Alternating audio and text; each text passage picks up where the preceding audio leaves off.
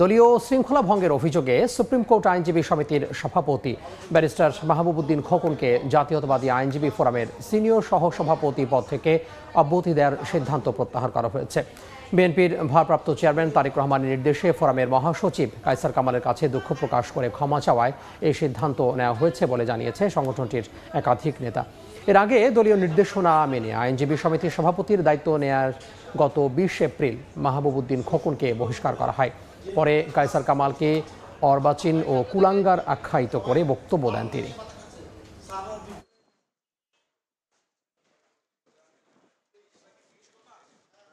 বাংলাদেশ জাতীয়তাবাদী দল এবং সেই দলের যুগ্ম মহাসচিব ব্যারিস্টার মাহবুবউদ্দিন খোকন সাহেব, দল এবং সারা দেশের মানুষ প্রত্যাশা করে ব্যারিস্টার মাহবুবউদ্দিন খোকন সাহেবের কাছ থেকে উনি একটা দায়িত্বশীল জায়গায় থেকে দায়িত্বশীলভাবে সবাইকে গাইড করবেন।